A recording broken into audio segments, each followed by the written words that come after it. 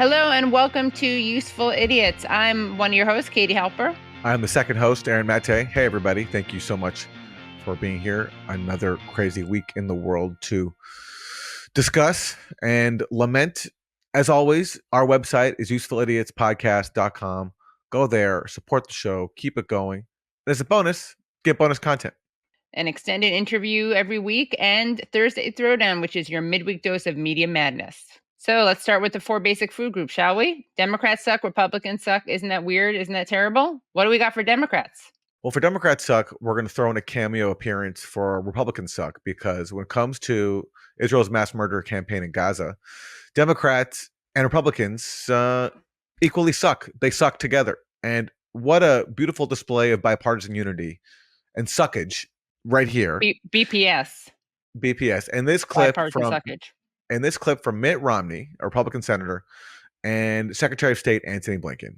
And watch how they come together to agree that they're responsible for doing Israel's PR, and that the reason why the PR... Well, anyway, I'll let them explain it for you. Yeah. Here's Mitt Romney and Antony Blinken. Why has the PR been so awful? I know that's not your area of expertise, but you have to have some thoughts on that, which is, I mean, as you've said, why has Hamas disappeared in terms of public perception? An offer is on the table to have a ceasefire, and yet the world is screaming about Israel. It's like, why aren't they screaming about Hamas? Accept the ceasefire, bring home the hostages. It's said it's all the other way around. Typically the Israelis are good at PR. What's happened here? How have they and we been so ineffective at communicating the realities there? And we're on an intravenous feed of information with new impulses, inputs every millisecond. And of course, the way this is played out on social media has dominated the narrative. And you have a social media ecosystem environment in which context, history, facts get lost, and the emotion, the impact of images dominates. And we can't discount that. But I think it also has a very, very, very challenging effect on the narrative. Yeah, a small parenthetical point, which is some wonder why there was such overwhelming support for us to shut down potentially TikTok or other entities of that nature. If you look at the postings on TikTok and the number of mentions of Palestinians relative to other social media sites, it's overwhelmingly so among TikTok broadcasts. So I'd note that's of real interest, and the president will get the chance to make action in that regard. I mean, there's so much here. First of all, Antony Blinken is sitting there nodding along and agreeing with Mitt Romney as he says, why are we doing a bad job on Israel's PR? Presuming that it's our job to do Israel's PR. And like, Blinken doesn't have the self-awareness to be like, at least pretend that he's supposed to be neutral as a diplomat. That's his job, right? I think he forgets that a lot. His job is supposed to be as a diplomat, and a diplomat requires you to be at a minimum neutral and not doing the PR of a foreign state. But Blinken, he's so bankrupt morally that it doesn't even clue into him that he should maybe offer a correction and a difference with Romney. And then he talks about how social media lacks the context. What he means is social media lacks the propaganda spin that he can rely on from the New York Times or the Washington Post and other places, or Fox News, because they're all in lockstep when it comes to Israel. And then Mitt Romney admits, yes, this is why we're banning TikTok, is because we can't control it, and they dare mention Palestinians more than other places. So therefore, they must be shut down. And Blinken just said they're nodding. It's almost refreshing, honestly, how honest they are about it. They do us a big favor in some ways. It's very refreshing. And that's why it's great to see them come together, because the Republicans are generally the more honest ones. They don't hide their bigotry and their sadism as much as, some Democrats do. Democrats are better trained at hiding it. But Blinken, sitting next to Romney, doesn't have the fortitude to try to pretend as if he's different. He's just such a sycophant. He just nods along because he agrees with Romney, and he agrees with the bigotry and the authoritarianism of wanting to shut down TikTok because it dares recognize the realities of Palestinians. Right. You really can't make it up. They just make it so plain. Again, it's actually refreshing. So we want to thank these gents for making our job so easy in a way. They should host a show called Useful Idiots. Yeah, they should. Every week, because really they're doing a much better job exposing themselves than even we are. So, right. Nancy Blake and Mitt Romney host a podcast. Do it. No, don't put us out of business, guys. Please don't. So for Republican suck, let's take a look at how Congressman Mike Collins, a Republican of Georgia, responded to a protest at Mississippi University. First, let's take a look at the footage of the protest at the university. Then we'll take a look at what he said about it.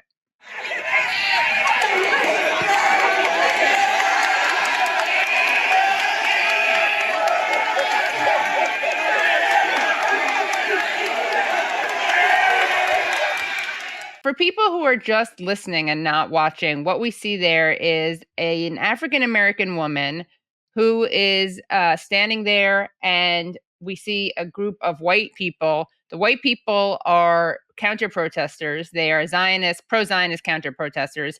And you see one of these white bros, he's a frat brother, making monkey sounds, doing a just classic racist move where he's making monkey noises and gestures to mock an African-American woman. I mean, it's just disgusting. So that's disgusting in itself. But on top of that, you have Republican Congressman Mike Collins of Georgia tweeting out Ole Miss taking care of business. Oh, my God. Can you imagine? Ole Miss acting like Ole Miss, like Jim Crow. Yeah, exactly. I mean, God. It's so disgusting. I mean, you kind of can't make it up. And it's still up there. His tweet is still up there. You'd think that he would have deleted it, but no, it's still up there. The nice thing is that guy doing that monkey movement has been, I mean, it's nowhere near the punishment he deserves, but he's been kicked out of his fraternity. Yeah. Well, honestly, that's probably good for him in the long run. He should be punished with more than that, I think. Yeah, exactly. That's what I'm saying. Hopefully that's just the beginning of a long line of punishments that he has to face.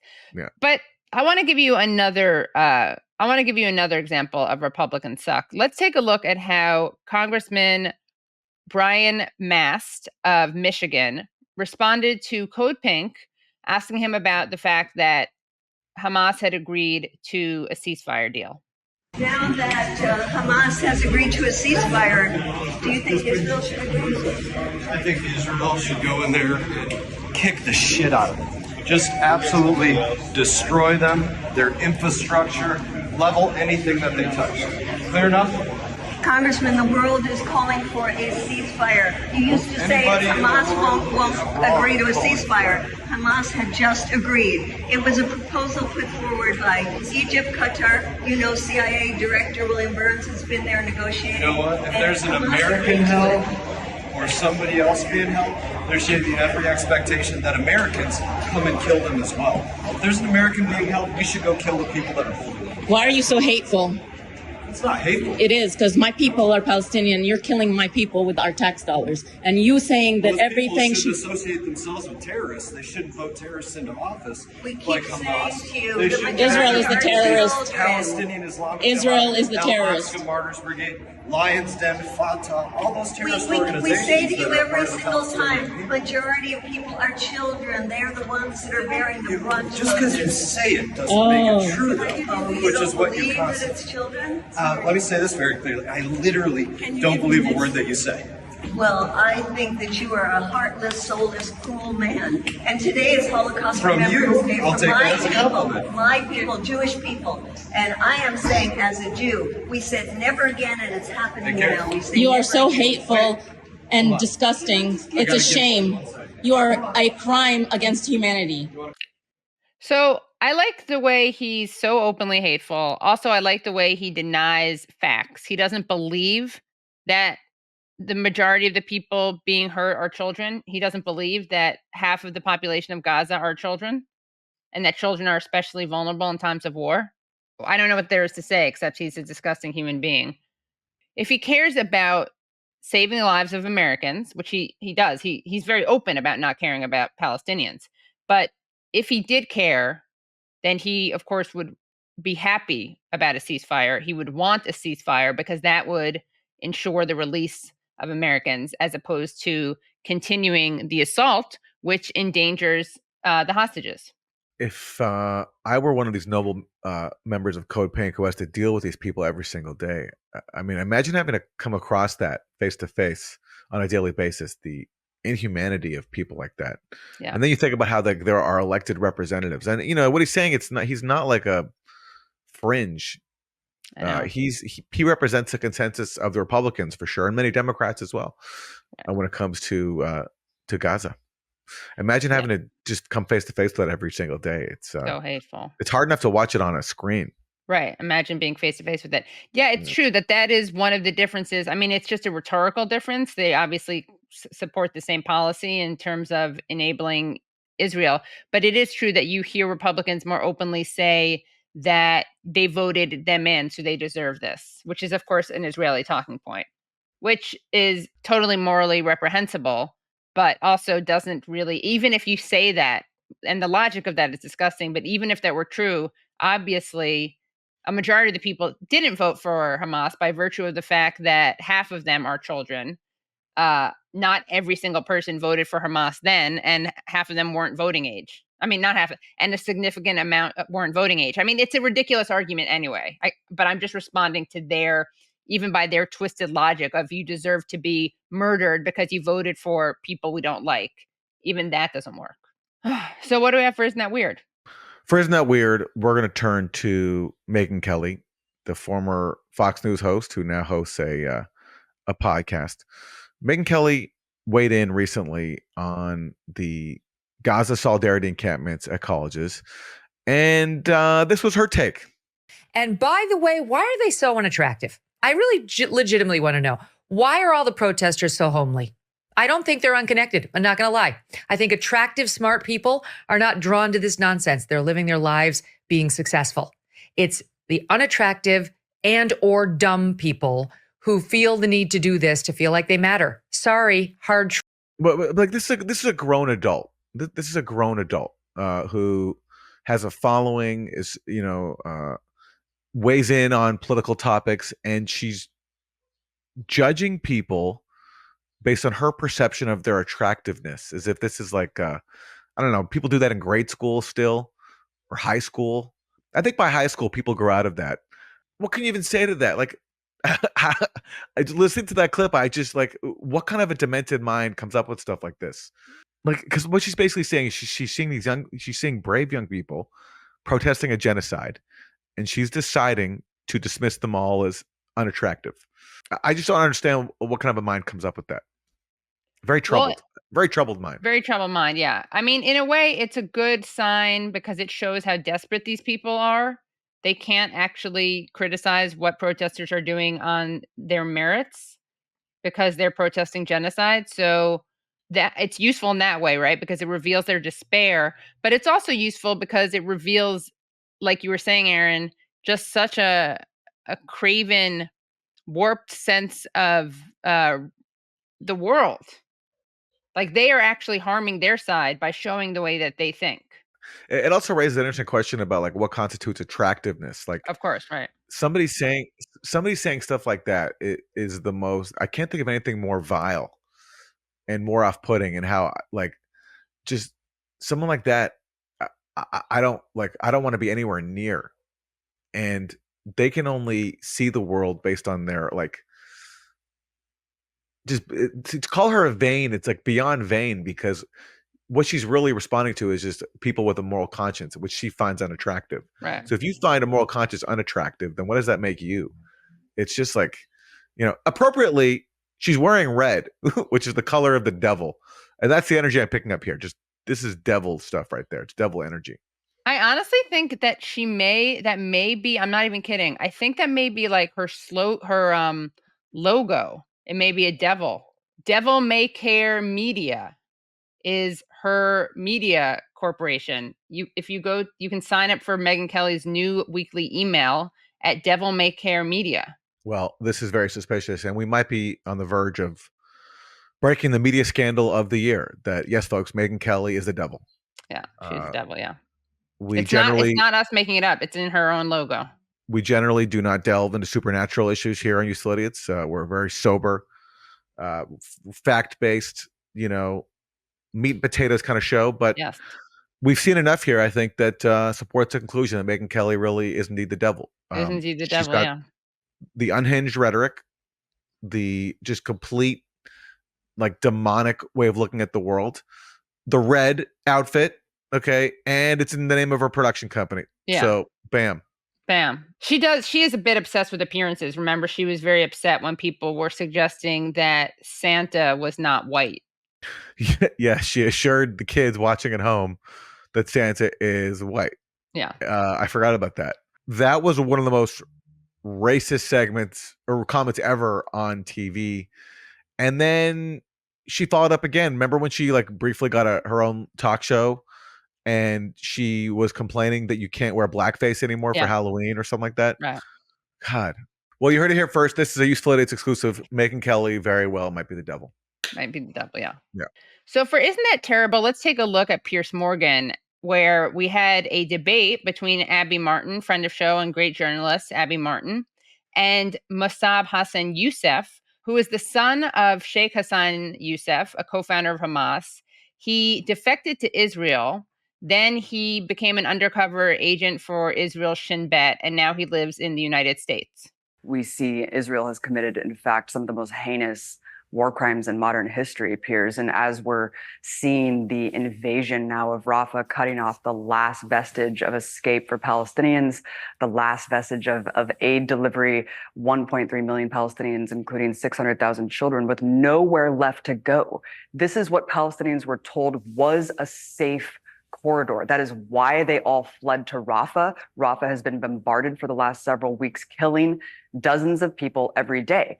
So I think at this point, 6 months into a genocide, to be deliberating whether or not Israel should continue with this onslaught, this military operation that will result in mass slaughter to continue their ethnic cleansing of Gaza is frankly absurd, patently so, considering what we've seen them do just in the last several weeks, Piers.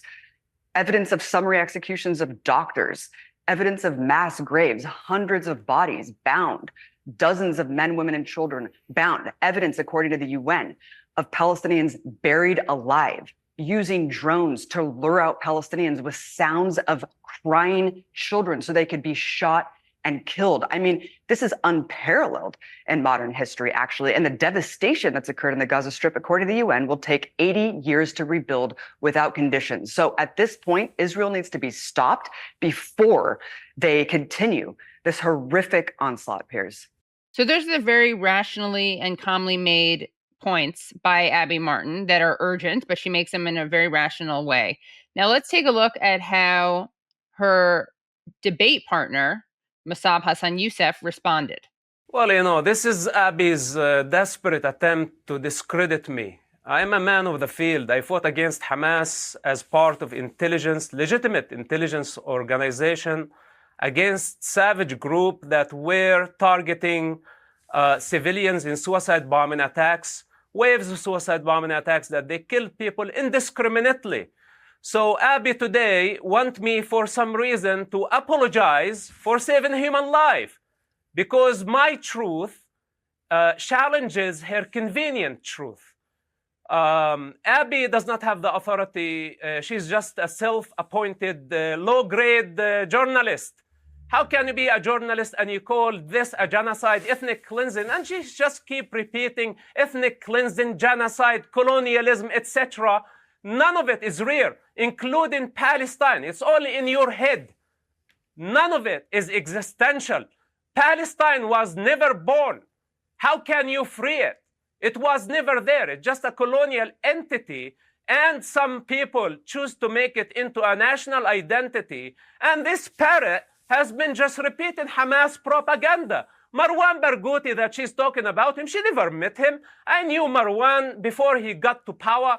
He's a criminal. He killed 5 people. He has blood on his hands. He cheated on his wife. He has a secret son that he never revealed it to the public. Of course, I can criticize him, and I can criticize all the criminals that I know personally. She's been there only for a visit, and maybe she had some falafel sandwich, and she really was blown away of the Palestinian experience.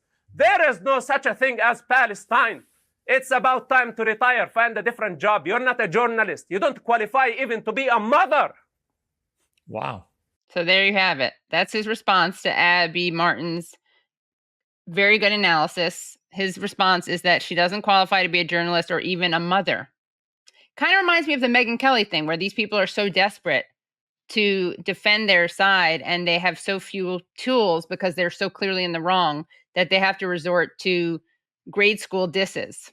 And Abby went on to give a very poised response to that stupid insult from him. You know, I mean, this is a case where, again, I think psychoanalyzing is appropriate. He's the son of a former Hamas leader. He's worked literally for Israel. He's gotten Palestinians imprisoned, as Abby pointed out. And he's taking part in the occupation and suppression and mass murder of his own people. Like what do you say about someone like that? Whatever his relationship with his father was, it did a number turned out, on him. It really did. It turned out something really dark. It's hard to watch. Well, isn't that terrible? And those are your 4 basic food groups.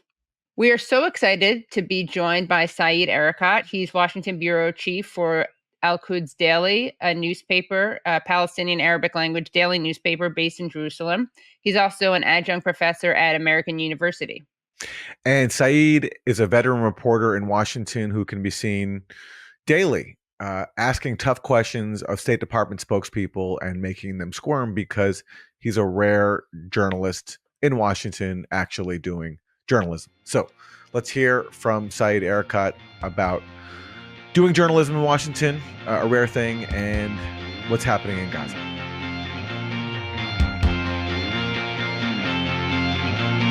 Welcome, Said Arikat. Thank you. Good to be here. Thanks so much for joining. I wanted to know how Israel's shuttering of Al Jazeera is affecting your reporting here in the United States. Well, I am a correspondent for Al-Quds Daily newspaper. We've always, it's a newspaper that's been around for a very, very long time. It has correspondents everywhere in Gaza. It has correspondents everywhere in occupied West Bank and East Jerusalem, even correspondents, of course, in Israel. So our reporting, as it is conducted, it really is not affected a great deal. But of course, what happens elsewhere. I mean, I am also a frequent guest on Al Jazeera. I have maybe like a daily thing to do it late in the evening, early in the morning, Jerusalem time. So yes, of course it gets affected, because oftentimes I am paired with my colleagues from Al Jazeera, whether Ilyas Karam and others and so on, who are Israeli citizens. And that definitely affects what is happening in terms of conveying what's going on as it is happening in real time, or gavel to gavel as they were. That definitely gets interrupted. How safe are your correspondents who are on the ground? Well, our correspondents, we already lost 3, so they're not safe. They're just as safe as anybody else. There are 140 Palestinian journalists that have been killed since October 7th. Many have been injured. Many they don't get talked about because they are either freelancers, or they have some sort of a podcast or a web thing and so on. So these are not even counted as journalists. But we're talking about correspondents for the major news outlets worldwide. I mean, it's not only Palestinian outlets, but let's say for AP, for Reuters, for many others, AFP. A lot of outlets have lost their correspondents in Gaza. You have a piece on Al-Quds about the United States saying that it doesn't consider the invasion of Rafah to be a significant invasion. Can you talk about that? Absolutely. I mean, yesterday we asked the State Department spokesman, and the same thing was asked to John Kirby at the White House. And they kept insisting that this is really a very limited operation, which means that we have okayed it. I mean, that's exactly what it means. It means that, and I asked a question, and which I really cite in my article. I asked him, so what if Israel, if it's okay for you that Israel conducts limited operations, so what if they keep conducting limited operations every day? I mean, they do it from here and they do it from there. Does this collectively add up to a major operation? And he said, well, that's in theory and so on. I went into, just another kind of a explanation. But that is really the position. I mean, this operation would not have taken place without Biden's approval. So he definitely approved it when he was on the phone with Netanyahu on Monday, because that's when it really happened. So it just flies in the face of what they were claiming all along. They kept telling us that any operation is considered a red line. Well, obviously, it's not a red line. So they keep saying this has not crossed the red line, and it just shows the hypocrisy and the complicity, really, in this onslaught on the Palestinians. And Hamas, of course, agreed to release the hostages. And then Israel decided not to agree to a ceasefire and instead invaded Rafah. But a lot of journalists are saying that they didn't actually agree to releasing the hostages. Can you kind of demystify this for us?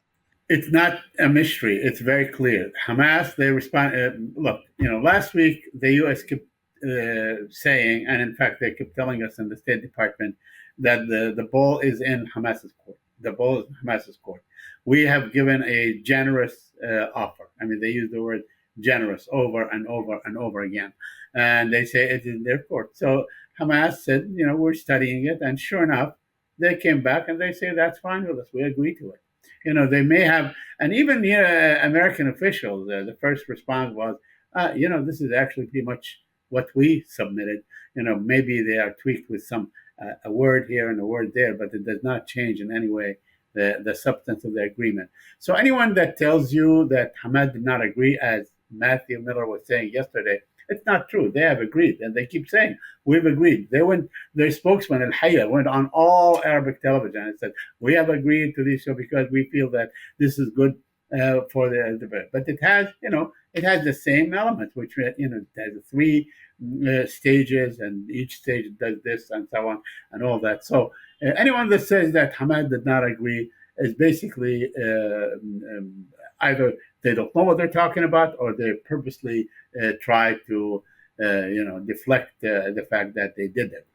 We actually have a clip of you asking Matt Miller about what incentive Hamas would have without a guarantee of a ceasefire. Let's take a look at that clip.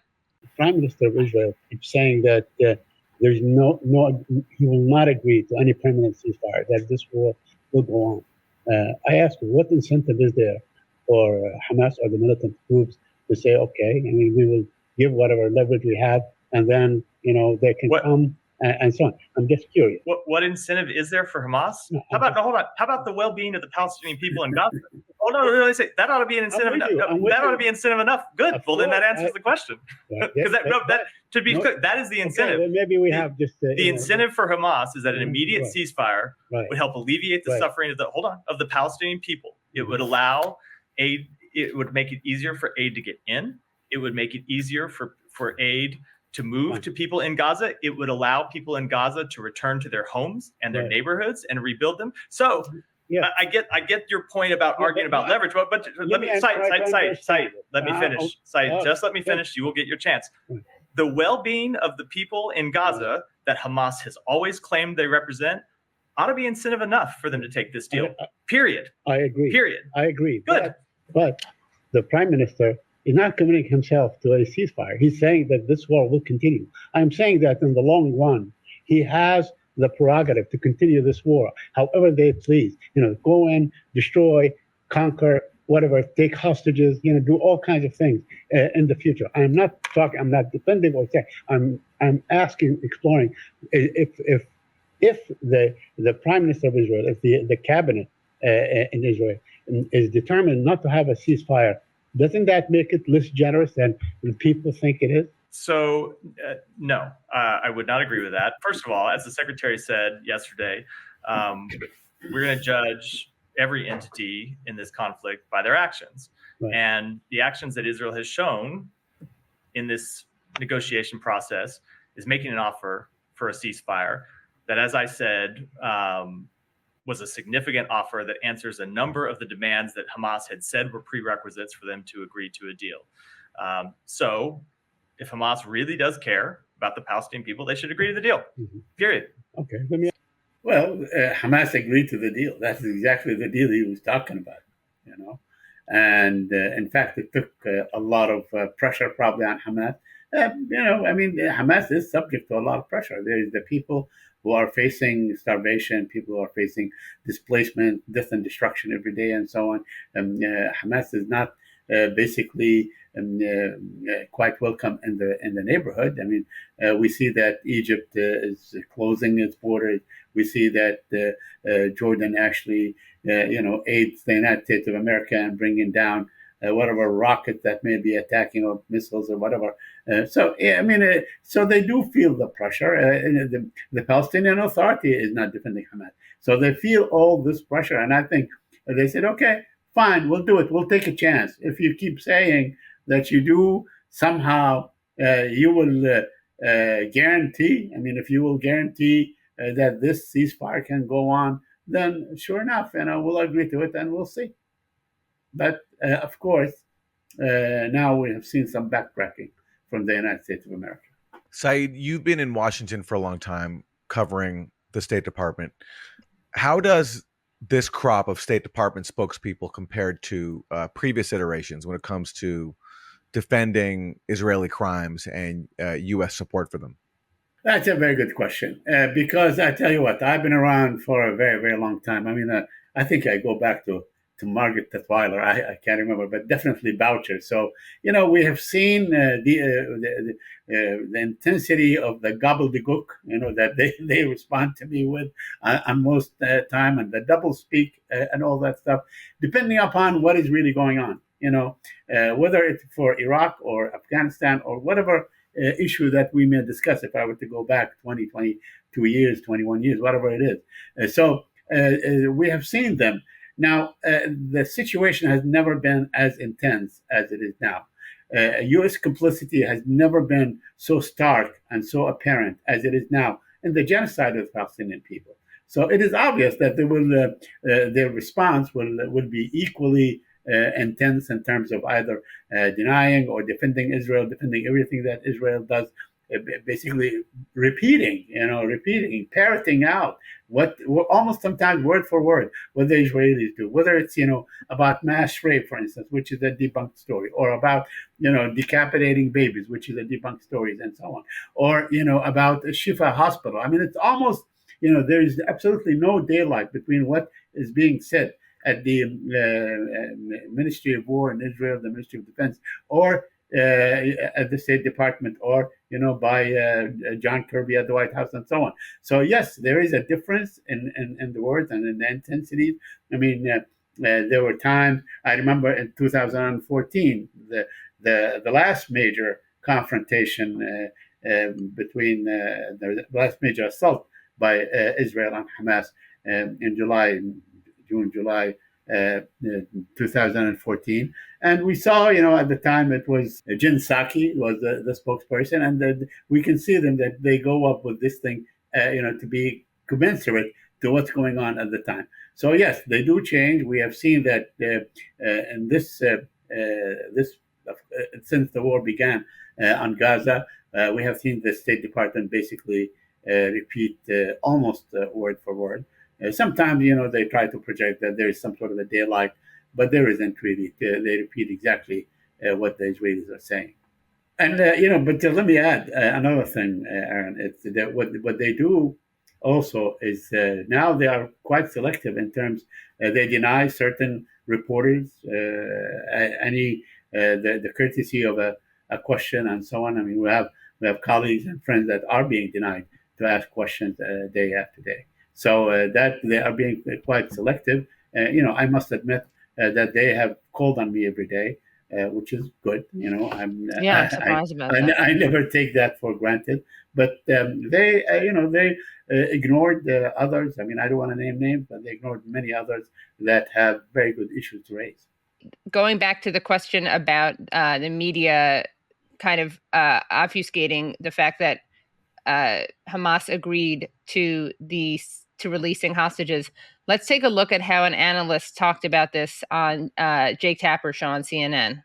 We have Hamas agreeing to something, maybe something proposed by Egypt and Qatar, although I'm not sure about that. And then Israel saying, wait a second, this is not the document that we've all been working with and the mediators in Cairo. So what exactly is going on? We don't know. Okay. So we can speculate, right? And we're going to find out more in the next coming days. I mean, I think it's really good as part of that Gantt statement is that they're going to send some mediators to go to Egypt and engage with the negotiators to see kind of what is going on here. But what I suspect is going on is a little bit of several things. I mean, I think that Hamas is definitely seeing an opportunity here to turn themselves from being the bad guys for rejecting the proposal into the good guys for accepting the proposal, and it's Israel that's not, and putting Israel in a position where they really do need to move forward with this Rafah operation, in part because they see the military force as being the only leverage that they have against Hamas that has tunnels and hostages and time on their side. Yes, absolutely. I mean, it's Jake Tapper. I mean, what can I say? But also the respondent in this case, this is really, it's a stark exercise in hypocrisy and doublespeak. They were saying, in essence, we were hoping that Hamas would not agree. That's exactly what they were saying. We do these things for theatrics. We put these things together, and when we throw it, but gosh darn, Hamas agreed to it, and they caught us red-handed, so to speak, with a proposal in our hand. So, what is the proposal that Hamas agreed to that is different than what they said? Show us, what are the point by point. It is exactly what the Israeli lobby in this town has done every time, and so on. Look what's happening with the demonstrations and so on. I spent a couple hours yesterday at the encampment at GW. Now, I didn't see any sign that says Jews go back to Poland. I didn't see any sign that says final solution or something like that. It's nonsense. It's a lot of BS. It's just not there. I went there. I spent time. I talked to the kids. They're all saying, free Palestine. I mean, those are the signs. And ceasefire now. There is no sort of thing. But what do you listen to on the news today? They bring in all these people. They quote the Jewish students as saying, we felt threatened because there were signs that said go back to Poland, final solution, and all that. So it's the same kind of thing that we've seen. We see in this narrative about the students and so on. We see on Jake Tapper or Dana Bash and all these things. Quite honestly, I hate to say it, but the truth is, it's like they get their talking point from AIPAC, from ADL, or something like this. So it is. Definitely, it's an exercise in disinformation. They are disinforming and so on. So in the end, it's the United States of America. You've been saying we want a ceasefire. We want a ceasefire. We want to free the hostages. Well, the truth is that the hostages are not going to be free except through negotiation. We've seen that in the last week of October, and it happened. Then the Israelis thought they were the smartest people in the world, but the American help that, now what we can do, we can talk to these hostages that were freed. We can find out more information about where the others are and so on. So it is always, the scheming, the planning behind it, and not really achieving the goals as they are stated. I want to play a couple of clips from a so-called Holocaust remembrance ceremony that happened in Washington the other day. This was Joe Biden and Mike Johnson coming together to basically exploit the memory of the Holocaust to justify their support for Israel's mass murder campaign in Gaza. First, Biden spoke, and he tried to basically make this about some sort of old religious struggle, and particularly blame Hamas and Muslims for what he called an ancient desire to eliminate Jewish people. This is Joe Biden. In 2023, On the sacred Jewish holiday, the terrorist group Hamas unleashed the deadliest day of the Jewish people since the Holocaust.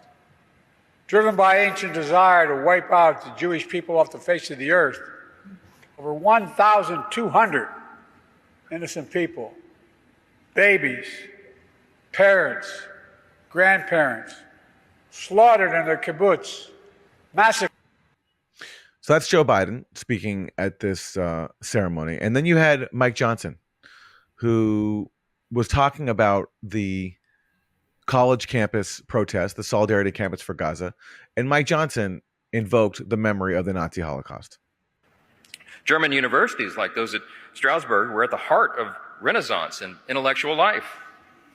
But it was at those same elite centers of learning where Jewish faculty and students were suddenly expelled, where anti-Jewish courses were introduced, and where professors performed horrific pseudoscience experiments on Jewish people brought from nearby concentration camps. We remember what happened then, and now today, we are witnessing American universities quickly becoming hostile places for Jewish students and faculty. The very campuses which were once the envy of the International Academy have succumbed to an anti-Semitic virus. Students who were known for producing academic papers are now known for stabbing their Jewish peers in the eyes with Palestinian flags. And with our survivors before us, if you close your eyes in the quietness of your own heart, you can almost hear the glass of Jewish storefronts shattered by stormtroopers. You could see fathers being executed at point blank in the ghettos. You can feel a brother's hand slipping out of his sister's as men in uniforms separate them into lines, and they can only mouth to one another, "Everything will be okay," hoping that it would be. You can hear screams coming from the gas chambers. And it's in these troubling times we must look to this audience, to the survivors of the Holocaust and their descendants, to help us remember and to bear witness. I mean, so, what Joe Biden says is abhorrent. He's trying to suggest that Hamas and Palestinians are driven by some desire to eliminate Jews and as part of some ancestral hatred they have. And really, this is just about occupation. Then you have Mike Johnson, who says something even more unhinged, which is hard to fathom. Said, what is your response to hearing these comments? Well, I mean, Mike Johnson is not a serious man. He's a clown. So I don't want to sit there and comment about him talking about gas chambers and the students here and so on. So, it is actually contemptuous, but it's also a cheap kind of a thing. I mean, he's obviously he's a good soldier for AIPAC. He received a lot of money from them, and they give him these things thinking that they could fool the public. The public today, Aaron, is really well aware. I mean, they know. I teach students and so on. They know quite a bit. They know what's going on. They go to social media. They're not going to be fooled about how the Palestinians are responsible for the Holocaust or for the rise of Nazism and so on. You remember Benjamin Netanyahu several years back, he said, actually, the Holocaust was the idea of Haj Jamil Husseini, a Palestinian leader who went and whispered in Hitler's ear. He said, why don't you kill all the Jews and so on? That would be great for everybody. You remember that. So this is really, I mean, it's crazy, it's stupid, and plays on, the lack of knowledge or the disinformation that the public are listening to. What Biden says is far more dangerous because, Biden is the man who sets policy. I mean, the decisions are with Biden, and he holds the highest political mantle, and he's the most powerful man in the world. I mean, he's the guy that can send in the F-35s and so on, and $26-point-something billion to Israel to do whatever it does against the Palestinians under this pretext. The fact of the matter that Hamas did not come into being until December 1987. It was a result of the occupation, the brutality of that occupation. It had nothing to do with Nazism, with anything else. It is really, anti-Semitism is a Western problem. We don't bother with it. We don't talk about it. It doesn't, it means, of course, my son-in-law is Jewish, my grandson is half Jewish, so it's not. I mean, of course, it's a despicable thing. But it's not something that the Palestinians ought to be burdened with. This is the white man's burden. That's their thing. They created it. They have it. In Palestine, there was nothing ever remotely close to anti-Semitism. They lived in the villages and so on, and they were Palestinians. They still do. I mean, they still in Jebel Gerizim or the Mount of Gerizim and so on in the Nablus area, the communities that go back hundreds of years and so on. I don't know, maybe a lot longer. So when he says this, it is. He knows he is lying. He knows he's manipulating, but it is far more dangerous because it does carry a lot of weight, and he's going to do stuff under that name. And remember, Biden himself is not reluctant to lie. He lied about the decapitating of babies. He lied about the mass rape. So he has done this in the past. I think as people get more educated and know about the history, they know that anti-Semitism is a dangerous thing, and the kind of vitiation that people like Johnson and the media and so on, when everything has become really anti-Semitic. If you say free Palestine, it's anti-Semitic. I don't know how that, or the word intifada. I mean, the other day he said that word intifada is hurtful. In fact, what it means is the shaking off. They don't understand what intifada means. It's the shaking off. You go like this, and that's what intifada means. And people shaking off the shackles of occupation. It is germane to the occupied West Bank. Nowhere else. I mean, others have used it to connote uprising or something like this. But it's not our problem. It's not our issue. The Palestinian major issue is survival in their own homeland and finally becoming free and finally getting rid of this occupation that has gone on for too long. What I thought of when Mike Johnson was talking is that what he's describing is what we're seeing now in Palestine, like the executions that we're seeing. Right. People saying goodbye to their loved ones, people, losing fathers, brothers, sisters. That was what was so ironic about what he was saying. Yeah, I mean, look, I am never one to compare. I mean, it is each event in history like this has its own enormity, and it's a shame on the Europeans, shame on the Americans. They're the ones that are really should be held in contempt for allowing such a huge crime to take place under their eyes, and so on, and it has continued and so on. And then we have seen also many examples of this kind of discrimination, this kind of racism that is inherent in European societies and in white American society and so on. We see it in the Civil War movements. We see it in the Jim Crow kind of deals. We saw it, in supporting the South African apartheid regime. I mean, people tend to forget, but it was until George Herbert Walker Bush, the U.S. was defending apartheid, so it wasn't that long ago. We know what this is. Palestinians know what it means to be stopped and frisked and killed and so on. They know exactly what it means for the Israeli occupation army to bury people alive. I mean, this is the example that we are now uncovering and doing and all these things. They say, no. So we know that it's someone like Gallant that says Palestinians are half human and kill them all. We know that it's people like Itzhak Herzog who went out and he says there are no civilians. They should all be wiped out. We're going to break the backbone of Palestinian society. Those were his words. So that they know, the world knows. I mean, as much as the AIPAC recipients of money like Mike Johnson or Tom Cotton or others try to sort of distort the truth and fool the American public. The American public is really aware. The fact that most of these people that get arrested are Jewish students, Catholic students, and non-Muslim students, or many non-Palestinian students, and so on. It speaks for itself. They're not going to fool them for much longer, and I think that's why they are scared. By the way, they are panicky. They are panicky because suddenly people who were on the forefront of, let's say, the civil rights movement and defending women's rights, defending gay rights, and so on. Now, some of them feel compelled to squash free speech, the First Amendment, and so on. And there's a great deal of panic. in what we see. We've seen a tremendous change in the last 7 months. A tremendous change. I remember back in November, and we saw a demonstration here in Washington that was at least 350,000 people. I'd never seen anything like this in my life. Then we saw a demonstration that was organized by the Israeli lobby and Israeli support organizations and so on, where all these politicians came and spoke and so on. Only a couple of weeks later, So they had 50,000 despite the money spent, despite the organization, despite paying for people's expenses and so on. So things are really changing dramatically. I don't think that Jewish Americans can be fooled for much longer, or can be blackmailed for much longer by the likes of AIPAC and others. And what do you make of the bipartisan freak out over the college solidarity encampments?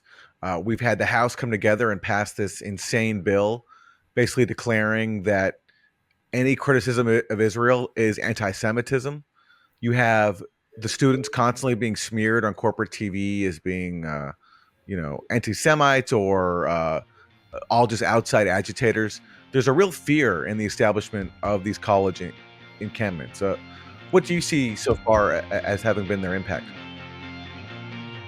And to hear the rest of the interview, please go to usefulidiotspodcast.com. Such a pleasure to talk to Said Arikat. The news from Palestine is so terrible, but he does such a great job speaking truth to power at these press briefings, and he's fearless. And I honestly can't believe they keep calling on him. It's crazy to see, because he's one of the rare cases in Washington where you see journalism being conducted and actually State Department spokespeople being held to account. Matt Lee of Associated Press is another one who actually does his job. It's a rare breed, and very grateful to Said Arikat for joining us and sharing his insight. Well, that's our show. Our website, as always, is usefulidiotspodcast.com. Go there, support us, get bonus content, and we'll see you next time. Thanks so much for listening to and watching Useful Idiots. For extended episodes, bonus content, and our weekly Thursday Throwdown episode, please subscribe at usefulidiotspodcast.com.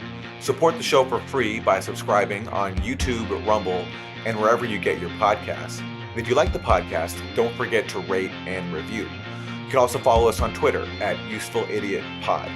Thanks for supporting independent media. We'll see you next time.